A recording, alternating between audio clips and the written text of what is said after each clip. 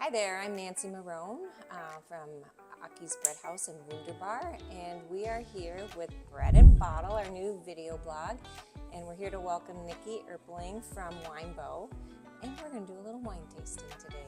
Hi there. What are we going to taste? Well, we've got Glenelly.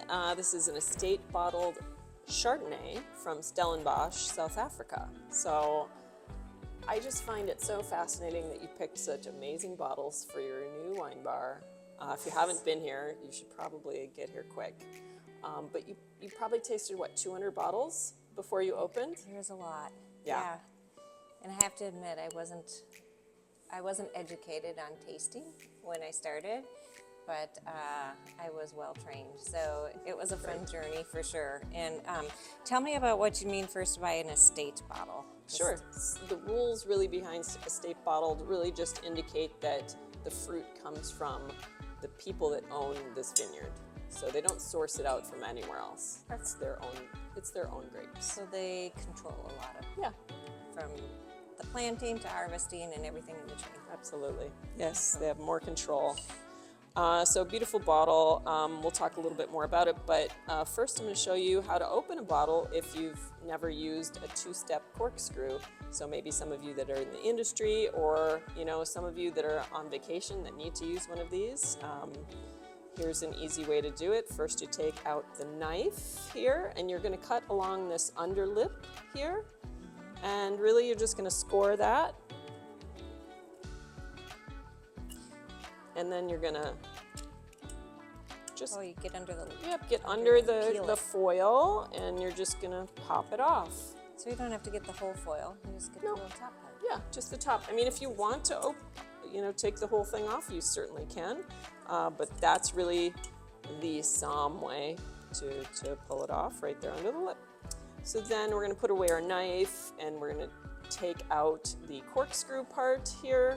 And then I'm going to make sure that I drive it in through the middle, and then I guide it with my index finger there so it goes in straight. Yeah, I think we've all probably hit it at an angle once or twice. Right. And then it's almost all the way there, and then this is a two-step, remember, and so I'm going to push in that first step, and that's going to hit the top of the bottle. And that's going to pull it most of the way up, but if you pull it all the way up, sometimes it might break or crack, so that's why this is a two-step.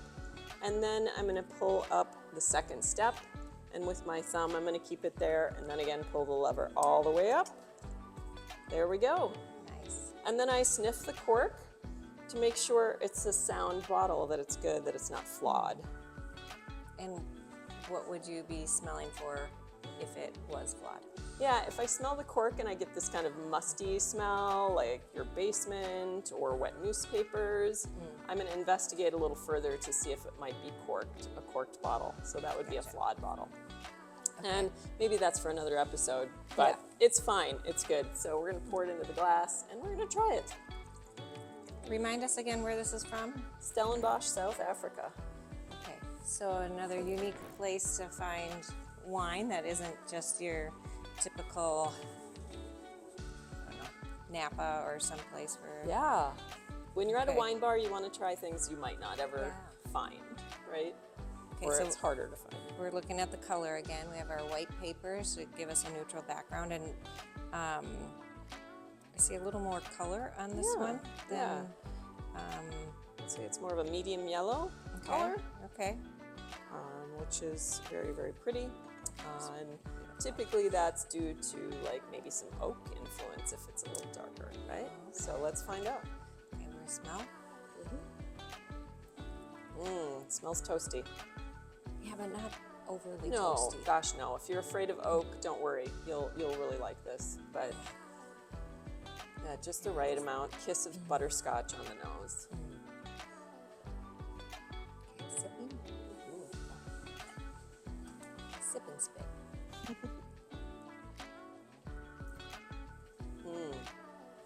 Yum.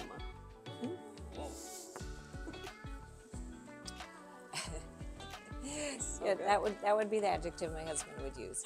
Yummy. That's what he comes up with. It's yummy. Yeah. I agree. There's just a little of the oakiness, but it's not like I'm tasting a heavily oaked Chardonnay. Is that because it's a new oak or old oak, or what do you think? It's a combination. So typically when it's not really, really oak in your face and you can't even taste the fruit, usually that is new oak. But this is a 2019. The oak has had a chance to really integrate into the wine, but also, and it still tastes so fresh, amazing.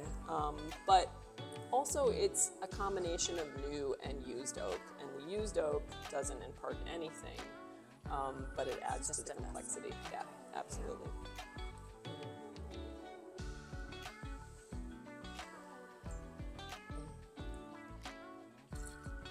Has nice fruit too. Little hint of pineapple, definitely Granny Smith apple again, and maybe even some bruised yellow apple. What do you think this would pair well with? Well, definitely pair with the breads that you have, and a lot of your menu items. I think this would pair really, really well. Charcuterie for sure, and that yummy mustard you guys have. Yeah. Oh my gosh, yeah. And the pretzels. Yeah. The pretzels for sure. Pretzels with a little mustard and a glass of Chardonnay. Yeah, that's what I want to know. Oh, it's so good. So, Glenelly? Yeah, Glenelly. Glenelly. Thank you. Chardonnay. Yeah. Very nice. Okay. Delicious. Well, if you have tasted this and you want to leave your own comment in the notes here, go ahead. And if you haven't, I'd say come in and try it while we have it. Yeah. I like Absolutely. it. Yeah, because who knows, how long it will last. This is, but I mean, it's smaller production. They started in 1783, so They've been around for a little bit. been around for a little bit. So I'm gonna try it. Very good. Thanks. Cheers. Cheers.